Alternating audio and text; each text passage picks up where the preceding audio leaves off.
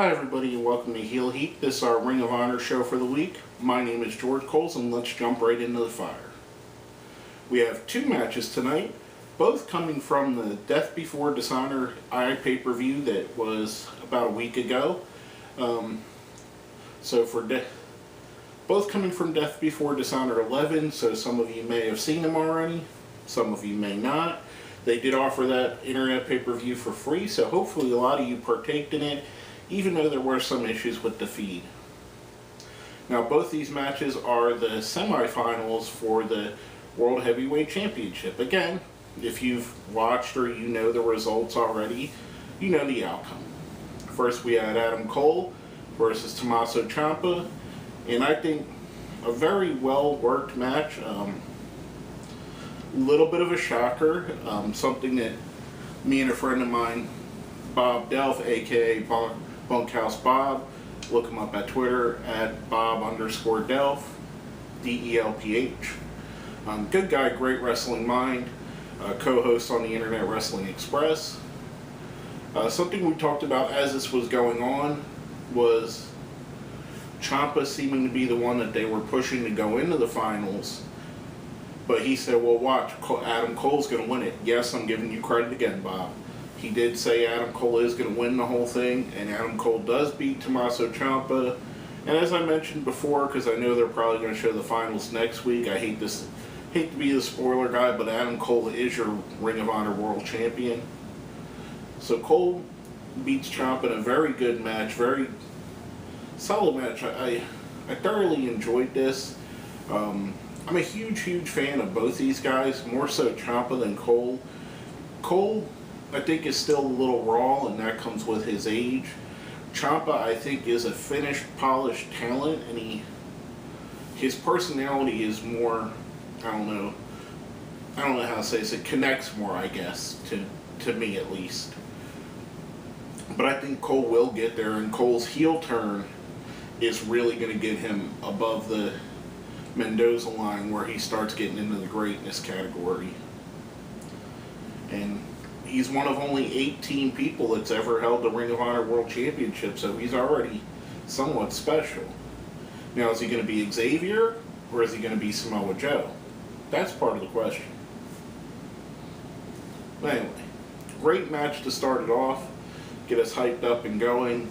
Then we got followed up by the hard-hitting, I think, the match that everybody was looking forward to the most in the tournament, Michael Elgin versus Kevin Steen. Michael Elgin was a favorite all the way through, hence what I said with Bob. I thought they were going to go the easy route and give it to Elgin. They've made mistakes before in Ring of Honor, specifically the Tyler Black situation, waiting too long to put the belt on somebody. And also, same thing with Davey Richards. They waited too long to where he reached his peak and was starting to come back down in popularity, and then they gave him the belt on both those guys. So I thought that they wouldn't make the same mistake 3 times. Not saying that having Cole win is a mistake, but I figured they would give it to Elgin, learning from their earlier mistakes. Elgin is red hot right now, one of the people that's most over in Ring of Honor and really connecting with the fans on a major level. Like I said with the other two, like Tyler Black and Davey Richards, they held off on giving them the championship, and I think it helped hurt their title run, in my opinion. But Elgin versus Steen, great hard-hitting match. They threw everything at each other. I like the touch at the end where Steen helps Elgin up because Elgin is injured from all the sleeper suplexes. I can't even say that once, let alone 5 times. Which plays into the championship match, which I'm totally assuming that we'll see next week. I thought it was another great, solid match. I think this was actually a better match than their world title match last year. It was a match of the year candidate, mostly because there was no outside interference. There was no going through tables. It was just a straight up 2 guys wrestling, battling it out, laying their hardest moves on each other, and the best man wins. This case, it happened to be Michael Elgin. Next time it might be Kevin Steen. I think these two are very evenly matched. I thought it was a great match. I'd like to see more of them wrestling each other going forward. You know, much like I'd like to see Cole and Ciampa again. I thought that was great. Setting up the world title match is going to be Adam Cole versus Michael Elgin. Like I've said, I totally assume that that'll be next week's show, that they'll have that match on. Hopefully on that show they show us the Ricky Marvin Roderick Strong match from the pay-per-view, which was where the majority of the issues I had with my feed came up, and I missed the heavy majority of that match. And it's kind of a dream match with a guy that's mostly known as a Mexican wrestler and a guy that's wrestled, both of them are wrestled all over the world. But to the American audience, not a lot of people have seen Ricky Marvin. He's a really good wrestler, and I was looking forward to that, and that was the match that I lost the majority of it due to the feed issues. So hopefully that's coming up next week. Now, 2 excellent matches, no promos. I'm guessing, if I were to guess, I would say next week they have the Ricky Marvin Roderick Strong match, the BJ Whitmer promo where he retires, and maybe the tag championship match. Other than that,